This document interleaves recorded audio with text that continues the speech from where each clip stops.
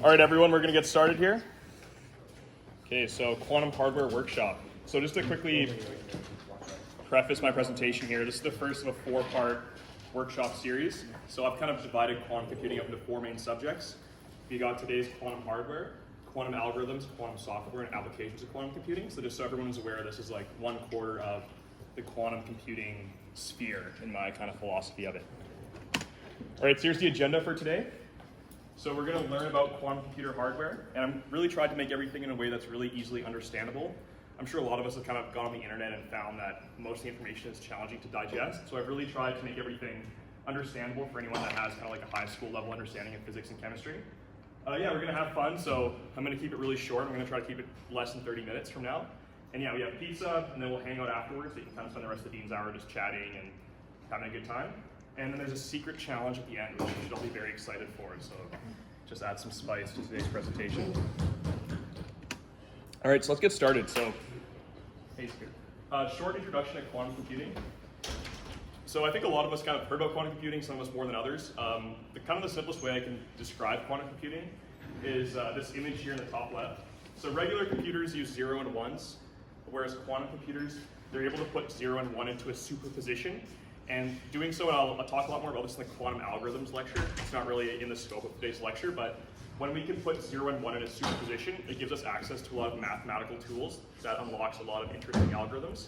So that's kind of the simplest understanding of quantum computers, is that being that we can put 0 and 1 in a superposition, we've unlocked new mathematics. And today is about how we actually do that. Sure, Vicky. Yeah, so far. What do you mean by superposition? What does that mean? Yeah, sure. So like one of the easiest ways to understand it is it's like there's a probability of it being 1 and a probability of it being 0. So rather than it being 100% 1 or 100% 0, like on a classical computer, there's like a probability.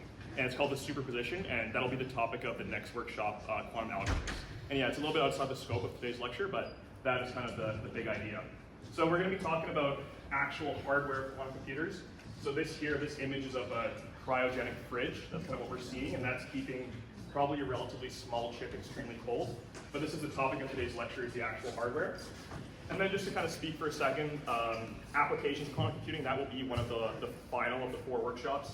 All sorts of applications. There's logistics, chemistry simulation, cryptography, optimization. So we'll talk about that in the future, but just to kind of get the juices flowing, that there are a lot of applications to quantum computers. All right, so what makes a good quantum computer? So it's kind of an interesting brain exercise.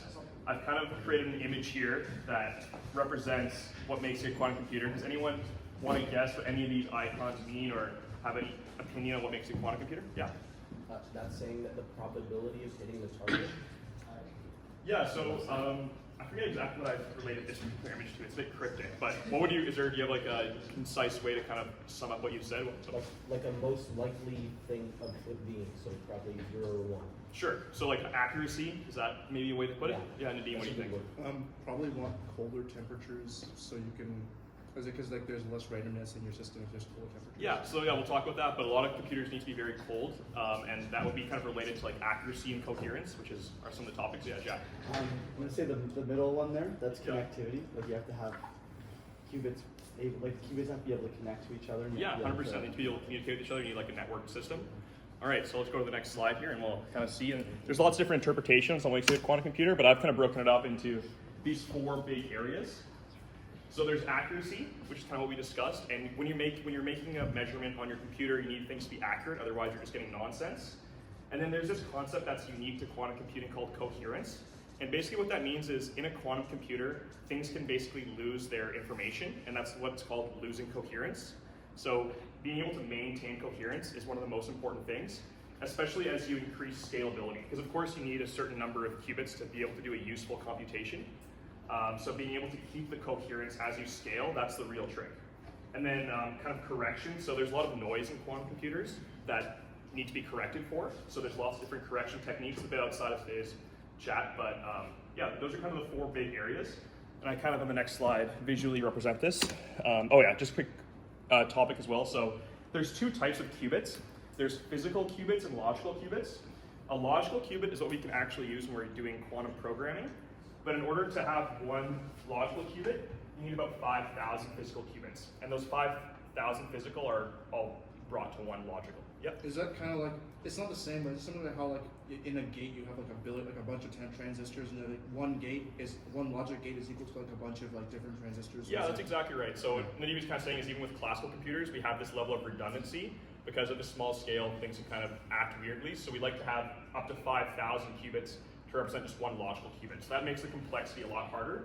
And if we can have high degrees of coherence and accuracy, we can actually reduce this. And if you can imagine if you could get your computer one-to-one, then you could have unlocked 5,000 times more computation. So that's a huge topic, is the physical versus logical qubits. And then just some other stuff here about the error correction, a little bit outside the scope, but just to get the juices flowing. There's something called the syndrome qubits, which like kind of like a syndrome is like a symptom of like an illness. That's kind of where the name comes from. So it can like tell you like, hey, there's an issue here. It kind of like identifies there's problems. There's classical, so classical in quantum computing means like classical computers, which are regular computers. So you can use regular computers to be like, hey, there's a problem by looking at the data. So there's all sorts of correction techniques, but correction is really important for keeping your qubits accurate, especially with scalability. And as I kind of highlight here in the next slide, the main thing is scalability. So in order to have a useful quantum computer, we need about 5 million physical qubits. Right now we have 1,000. IBM's computer has 1,000, so we need about 5,000 times more capabilities before we have a useful computer. So I think that's kind of an important takeaway of today's lecture, is that we're about 5,000 times off of a useful computer. Okay, so there's two big types of quantum computers. There's gate-based, which is up top, and then there's other, which I call like annealers. So I just kind of explain that a little bit. So the top, the gate-based, are most closely related to regular computers, because in regular computers, if some of you know, we have like and, not, or, those logical operators, and we can organize them into like diagrams, which kind of look like a lot like the ones on the top. So the gate-based computers are comparable to classical gate-based computers, and they're all about the math. There's a course at this university, Quantum Information. If you're in software engineering, you'll have to take it. And in that course, they talk a lot about the gate-based computers and the algorithms that you can build on that. And then there's another type of computers, which I kind of term like phenomena-based. And a good example of them is called quantum annealing computers. So in quantum annealing computers, you'll somehow represent like a physical landscape, like we have here, and let's say your answer is the lowest point. And each of these are my qubits. So I arrange my qubits throughout the like a physical space, and whichever one is the lowest is my correct answer. So it's more of a phenomenon based. It's a little bit of a different type. That explanation is a bit oversimplified, but yeah, go ahead. Is this like kind of like an analog computer like type of thing, where it's like you know how the analog computers like in the classical domain are like they correspond to like a physical like thing being changed? Yeah, so these are more like a physical thing. And the word annealing, I don't know if you guys are familiar with that word, but it actually comes from metallurgy, where you're like burning metals, and to anneal means to cool down. So they have their quantum system in a high energy state, and then they cool it down, and as it cools down, some of the qubits will approach the lowest point, and the lowest point will correspond to the answer to the question. So yeah, just to kind of summarize, a bit beyond the scope to go too much more into this, but there's two types of computers. There's gate-based, where it's all about the math and the algorithms, and then there's the phenomena-based, where it's really about just manipulating the physics to give us an answer that we like. All right, so there's also different variants of quantum computers, and this is kind of the main topic of today. So we'll go through all of it, but there's superconducting qubits, trapped ion, neutral atom array, photonic, topoconductor, and others. So these are all different types of ways to make a quantum computer, and yeah, as I kind of discussed, this will be the main topic. So let's just get right into it. So the first thing here is superconducting qubits.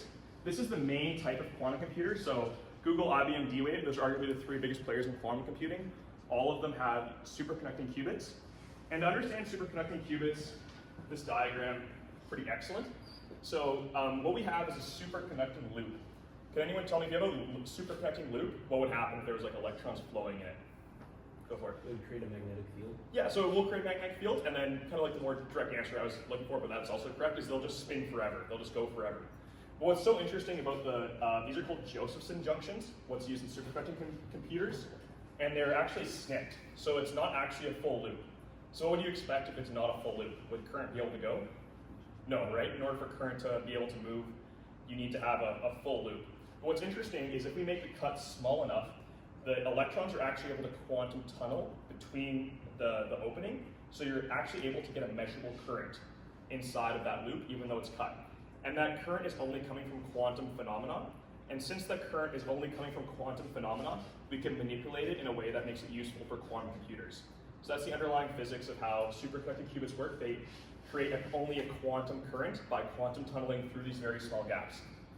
Yeah, does anyone have any questions? Kind of an important concept. Yeah. Is a biasing current kind of like how you bias a transistor? It's a similar like kind of thing where you force current. Yeah, it's a little bit beyond my knowledge, but yeah, kind of what Nadeem is asking is this whole component has a current that moves through it that you would like set up using like typical electronics. I'm not totally certain about all the details of that, but the main takeaway is that the only current that can flow in the loop is because of quantum tunneling. Yeah, go ahead. So I don't know if I'm misunderstanding Sure. this or not, but the way we get physical qubits, like something is that through something like this where it's like quantum tunneling and that's how we get a physical That's qubit? correct. So like each of these, each Josephson junction could be a physical qubit. And then you have 5,000 Josephson junctions, all of them having quantum currents going through them.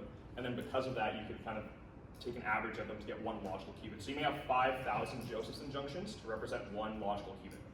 Does that answer your question? Yeah. Perfect. Hey. What happens in quantum tunneling? Yeah, sure. So the idea of quantum tunneling, and it's a bit oversimplified, but let's say like I have an object moving like this, and if in classical physics, if I hit a wall, I won't be able to go through it. I'll get stuck. But in quantum tunneling, it's possible to move through a barrier. So the whole idea here is the gap in the wire is a barrier, and the electrons are able to move through the barrier through quantum tunneling. So they normally wouldn't be able to move through, but they're able to go through only because of quantum effects. And that's again why we're able to manipulate these into quantum computers, because it's only quantum phenomena that allows for the current to exist. Sure, go ahead. Is it physically going through, or is it like simulated going through with like entanglement with another? Yeah, so like there would be like some like wave equation that would represent the movement of the current. It's a little bit like, frankly, a little bit beyond me, some of the mathematics represented, but for our kind of like straightforward understanding, you can imagine it as moving through the gap. Yeah, sure. Let's do one more. So would it be like something like where 1 is represented by current actually flowing and 0 is no current? And Yeah, then- it could be something like that, exactly. Or it could be the direction. Because as this gentleman said here, when we have current flowing through, we have a magnetic field. And we can actually measure that magnetic field, and then the strength of that magnetic field will tell us something about that current. So that's how we can actually measure whether or not there's current or what direction it's moving. But that's exactly right. So we can learn things about that current, and that can allow us to make some sort of operation on our qubit. Yeah, so anyway, we'll just kind of step away from a bit of the physics here. That's kind of, I hope at least most of you were able to understand how that works. I'm going to spend more time on this slide. This is the most important slide because these are the main types of computers. So yeah, Google, IBM, D-Wave. So Google and IBM, they have the most advanced quantum computers, gate-based quantum computers in the world. IBM, their computer, I think it's called Sycamore. It has 1,000 qubits, so that's the best computer, most qubits in the world. Google, they have like 100, but it's said that their qubits are like almost perfectly accurate. And then D-Wave is a company that actually has real business going on. They actually have real customers to some extent. And they use the quantum annealing strategy, which we talked about earlier in the presentation, where we have all the qubits and the lowest energy one is the answer to the question. So yeah, the big competitors are using superconducting qubits. And the reasons are because these pros here, so this is electric circuit based. As we'll see in some of the other types of computers, some of them use very advanced chemistry and require very complex systems, whereas this is just electricity based, so there's some simplicity in that. They can be extremely accurate. They can operate very fast. Since we're using electricity, just like modern computers that use electricity, they can be very fast. It's the most developed platform. There's the most R&D and research into this. Manufacturing scalability, it can do gate-based annealing, and it has proven quantum supremacy. So Google, using their computer, has actually done a number of experiments which have mathematically proven that their computer is capable of the quantum advantage, which basically just means it was able to beat a regular computer. Cons, so you need precise control electronics. It must be close to absolute zero, which is negative 273 degrees Celsius, which is the biggest challenge, getting things that low. And it has low coherence time, which basically means that your operations can only run for a very short amount of time before the system breaks apart. So yeah, anyway, superconducting qubits, if there's one thing to remember, it's this. Yeah, go ahead. By break apart, do you just mean that the superposition is now destroyed and now it's an Yeah. it's like 1 or 0? It just lost its like ability to have useful information. It's lost its coherence. And it's like more of a complex topic, but that's kind of my understanding. Sure, go ahead. So is the reason why quantum computers aren't like realistic right now and why they say they're far ahead in the future Yep. because they can't make enough qubits? That's correct. They can't scale them accurately because like we talked about earlier, you need accuracy and scalability. And as we increase the scale, the noise builds up. and it just has made them so we can't have an accurate large computer. So we're about 5,000 times off of today's capabilities for having a good computer. But things can move fast, right? So, but that's kind of that what you said is true. Okay, so next, trapped ion. This is the second biggest platform for quantum computers. So as the name suggests, they literally have this kind of image here. So they have an ion. So an ion is just like an atom with an electric charge. And they have it easily, you can kind of see on the diagram there, and then we shoot lasers at it, we do weird things to it, and we physically manipulate the atom. And since atoms are really small, and like if anyone here has studied physics, they know that like atoms exist at the quantum scale. So since they are at the quantum scale, we can manipulate them in ways that are useful for quantum computers. We typically use the atom or the ion ytterbium, and the reason is kind of a little bit beyond the scope here, but it has a lot of different stable isotopes and different stable energy levels. So it gives us a vast array of different workable states of ytterbium, which makes it useful for quantum computers. Yeah, so this type of technology is really useful for chemistry simulations. So since ytterbium is literally an atom, it makes it very natural for it to be used for chemistry and physics simulations. And then unlike the superconducting qubits, it has long coherence time. So that state can exist for a long time. But unlike the previous one, it has slow operation. So you wouldn't be able to do like thousands of operations like you would be able to on a superconducting qubits. So it's for a very different use case. And that's something that's really interesting about quantum computers is there's so many different types where some are good for this, some are good for that. It's almost misleading the term quantum computers because there are so many different types that are useful for different things. And then we'll move through the next couple a little bit faster because they're less important. Neutral atom array. So unlike the previous example where we just have the one ytterbium ion, the neutral atom array, you have like a whole grid of atoms, and then you use lasers to move them around, and by moving them with respect to one another, you can do quantum computing operations. So similar to the ytterbium ion, it's great for chemistry simulation, physics simulation. A huge advantage of this type is it actually can be done at room temperature, which yeah, it's a giant pro. And then the cons are the manufacturing is extremely challenging. To have a whole array of atoms, like even imagining trying to build that is almost impossible, and you require very advanced lasers.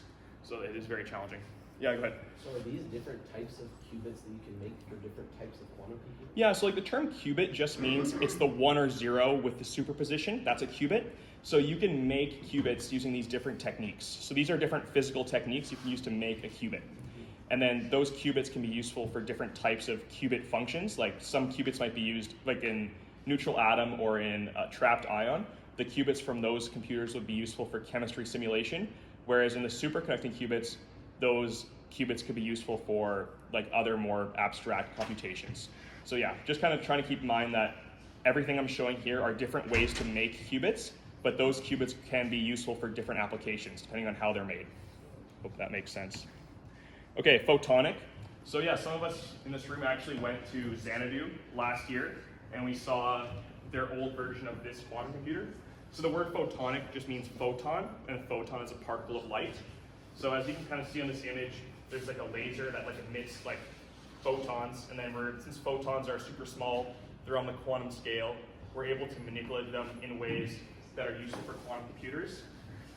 As you can imagine, since we're operating with photons, you need very advanced control. How do you emit only like one photon of light? It's very complex. You need complex optical equipment. It's hard to control photons, even if you just lose one photon of light, which is like unimaginably like minute of a thing. It can destroy your whole system, so they're exceedingly complex. Pros, room temperature operation, they're physically very small, and they have speed of light operations. So if you have this at scale, the speed of computation can be immense. And they have high coherence, meaning as long as you don't lose any of the photons, you're going to be able to maintain your state, which is a huge advantage. All right, moving through this. So this is the exciting one. So actually, LinkedIn Hunter Korble, I actually made a video on this, post on my LinkedIn last year when it came out. It's called the topological conductor. I don't really understand all of the physics, but the idea here is that you have a semiconductor, which is something that can pass electricity some of the time, and a superconductor where electricity can pass uninterrupted, and they press them together. So they have like a hybrid superconductor semiconductor plate. And what's so interesting about the topoconductor is everything else that we've talked about so far, the reason that we're able to use it for quantum is because it's so small. Remember, like the photons, the atoms, the ions, the quantum tunneling little cuts in the superconducting wire. Unlike all of those technologies, These are actually, this is like macroscopic. They can get a large-ish plate that they press together. And it's a little bit complex, and I think if you want to learn more about it, you can watch my video, or you can listen to someone who knows what they're talking about more than me. But by pressing together these different materials and creating a hybrid of a superconductor and semiconductor, quantum phenomena is able to emerge at the macroscopic scale. And that's hugely advantageous because things that are at the small scale are not only close to impossible to manufacture, but they're very fragile and delicate. Whereas if we can make large scale objects that have quantum properties, then the applications for that are enormous when it comes to scalability. So that's kind of the main concept of the top of conductor. One of the big cons, however, is it's somewhat unproven. There was a lot of controversy in the scientific community, and a lot of scientists didn't believe that Microsoft actually achieved the top of conductor, so there is a little bit of uncertainty in that for sure. And then, yeah, manufacturing complexity. It's very complex to actually connect these superconductor and semiconductor reliably. But again, if they can achieve top of conductors, then they can have macroscopic quantum phenomena, which is enormous for quantum computing.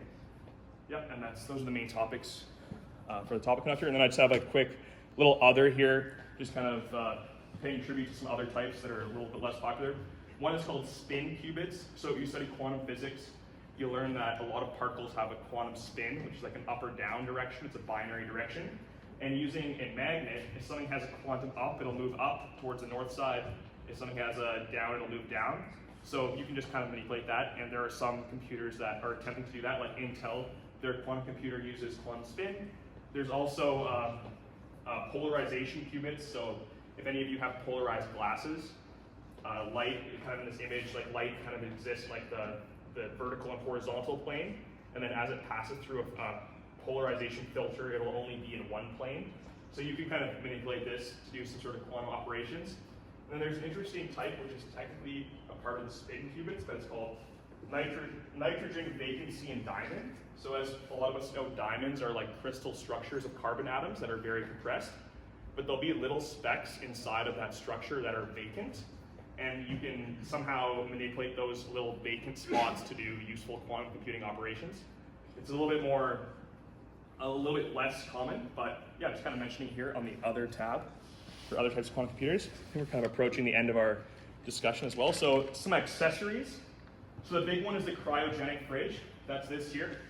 So this brings the temperatures down to 10 to 15 millikelvin, which is negative 273.13 degrees Celsius. It's the amount of engineering that goes into keeping things at that temperature is immense. Like a lot of people who work in quantum computing are just kind of like HVAC engineers that are just doing very advanced heat transfers and fluid dynamics to make that a reality. So that's a big component of quantum computing, is actually how do we keep things cold, especially as we scale. Another thing is advanced electronics. So of course this would depend on what type of computer you're using, but there's all sorts of advanced measuring equipment, advanced magnetic equipment, electrical equipment, superconductors, optical devices, lasers, atomic manipulation. There's all sorts of very advanced electronics that are required. And there's some interesting companies that don't get enough attention that are actually building these tools. And then one thing with quantum computing is whatever company gets the first big breakthrough, I kind of believe that it's going to be a winner takes all effect. Well, they'll be able to steal the whole market. But I believe that some of the companies that are building this equipment, they're going to be at an advantage no matter who does the breakthrough. So there's definitely some interesting value in the companies working on this equipment. And then lastly, something not to forget, is classical regular computers are really important for quantum computing, for like error correction, and as well, like when I interact with a quantum computer, I'm not going to be going to IBM's headquarters and typing in on their computer what I want to do. I'm going to be on my own regular computer. I'm going to be sending code for them to run. Their code is going to have, they're going to run quantum operations, and they're going to merge it to classical. It's going to be a very hybrid situation, and it's important as well to remember that quantum computers are only useful for extremely specific things. So in a full workflow, you would definitely have pieces of quantum, but you're absolutely going to have pieces of classical computing. So not to forget that classical computers are also very important. And then I mentioned this as well, are there any other accessories that you guys think are relevant for quantum computers? Anyone have any opinions? No opinions? Nadine, you probably have an opinion. No, go ahead. Power generation.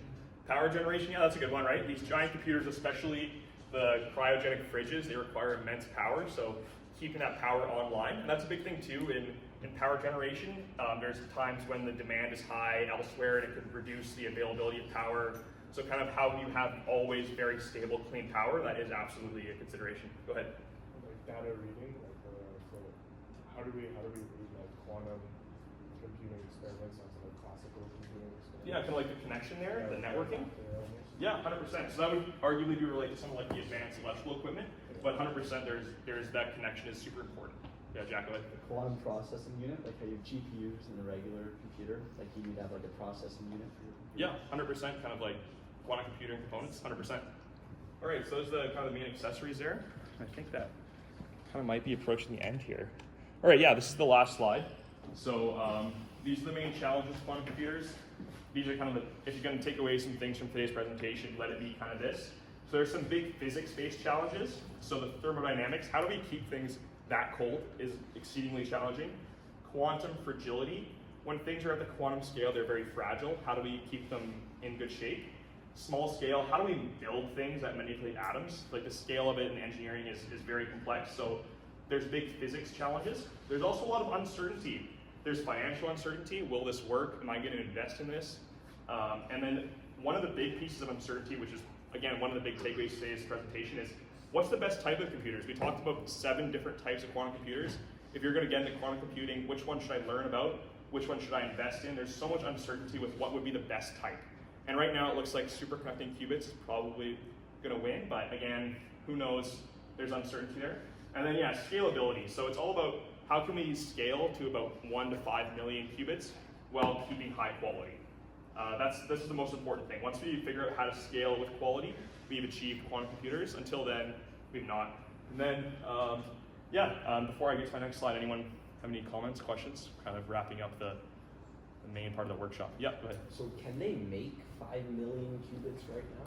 Yeah, so I don't think anyone has done it, but like you could make a computer where they extrapolate the architecture to 5 million qubits, but the issue would be it would be completely useless because there'd be so much noise. And in order to scale up, we need new architectures and we need possibly more advanced electronics to actually pull it off at that scale. Hey, go ahead.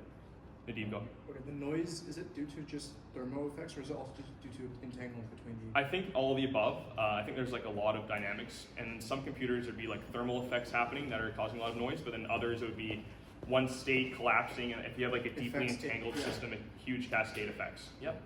I just want to confirm for the qubit, is it a probability of being 1 and 0, or is it that it's 1 and 0 at the same time? Probability. It's neither. It's neither.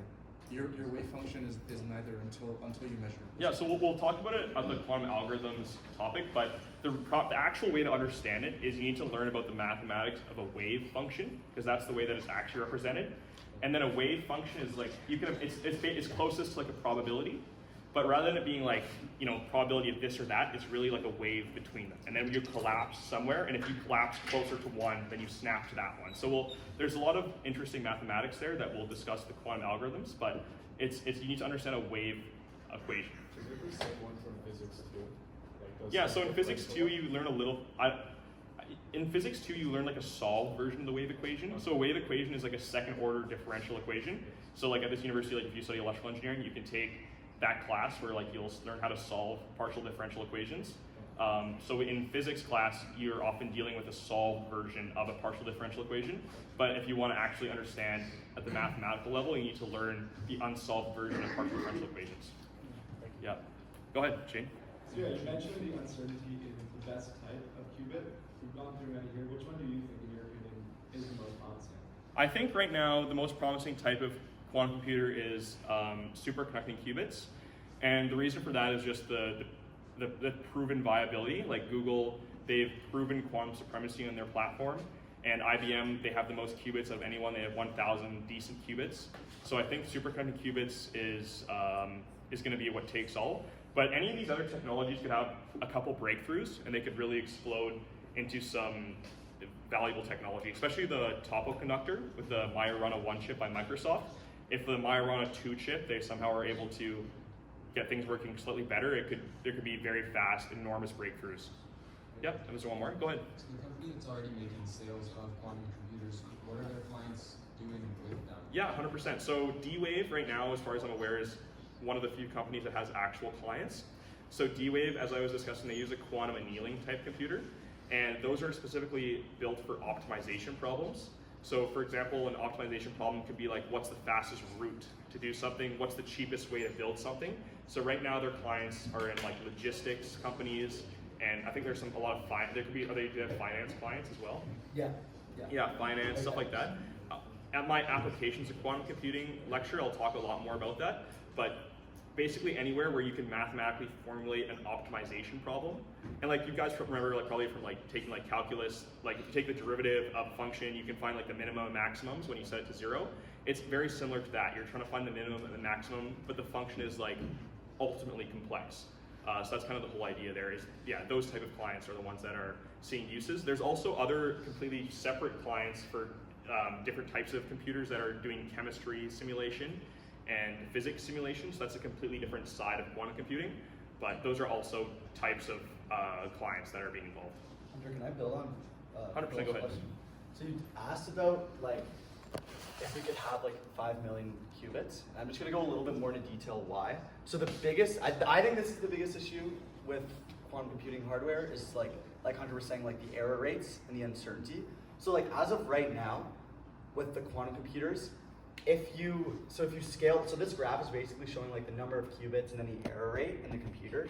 So as of right now, when they're building them, as they increase the number of qubits, the error rate increases exponentially. So like, again, like with whatever, 5,000 or 1,000 qubits, they're able to have an error rate that's like below a level that's considered like usable. But the thing is, it's growing exponentially. So that's why there's kind of like, and that's why a lot of the work that's being done is trying to lower the error rate. Because if you get an error rate that starts decreasing exponentially as opposed to increasing, then your scalability is pretty much endless. So kind of once they figure that out, which is not like, they can't just figure it out, like it's really, really hard, but that's a really big step. Yeah. Are there any examples like of things that they've done previously to lower the error rate? Like what kind of stuff that they do? I can talk about that unless you. Yeah. Yeah, so I kind of briefly mentioned it, and it's a very complex topic. It's like still very much active research, but one of the big innovations recently has been what I called syndrome qubits. So you have your qubits that are working toward building a logical qubit, and then separately you have syndrome qubits. And if I measure my syndrome qubit, if it's a 1, that means there's a problem, and then I can like fix the problem. So just kind of like there's very like low-level hardware techniques that are allowing the error rates to get better.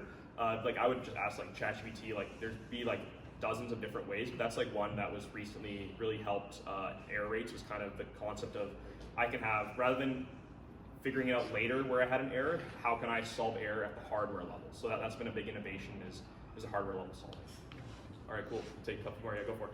Other than like mathematical uses, what else could a quantum computer be useful for? Could you run like ChatGPT on it? Or something? So quantum computers are really only going to be useful for like advanced mathematical or physical or chemical problems. And that's why in some ways they're a little bit overhyped, because the use cases of them are very limited. But like, for example, Amazon delivers 14 million packages a day. And right now the algorithms they use are not perfect. They don't take the optimal route. And using quantum computers, you could theoretically have them make fully optimal routes. So the savings are in the millions of dollars a day, right? So that's why the technology here, even though the use cases are very slim, there's still tens of billions of dollars of value in quantum computing. And could that change in the future? Or I like think it's not, set? and like I'll talk about this in the quantum algorithms lecture, but one of the other big challenges in quantum computing right now is not just the hardware, but also the algorithms. We can't actually find that many useful things for them to do. So that is another challenge, is that their usefulness is limited. All right, we'll take one or so more before we explain the exciting challenge. Anyone else have anything to comment on?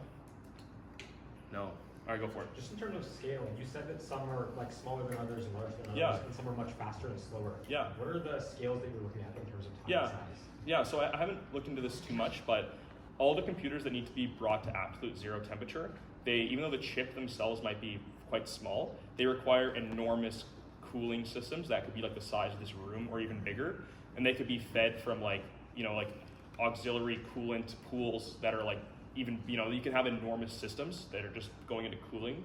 So typically it's to do with the cooling. So the systems that don't require cooling can be much smaller. Like we saw the photonic quantum computer, it was like the size of this desk.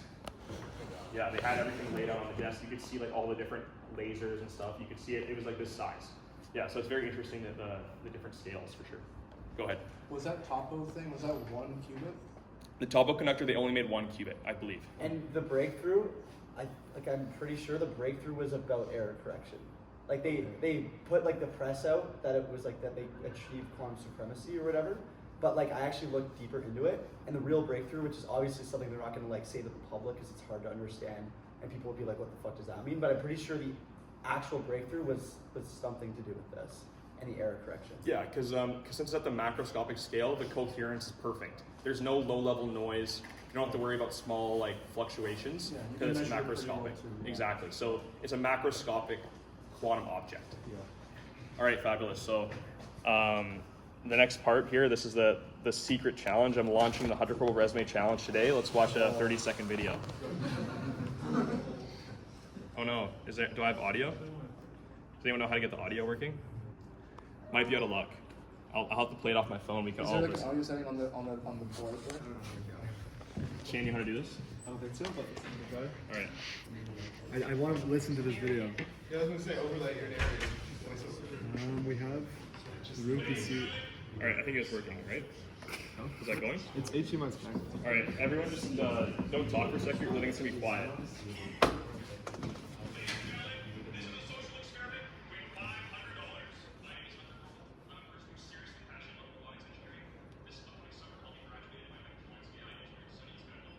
Can anyone hear this? Yeah. All right. Okay, fabulous. Let's resume.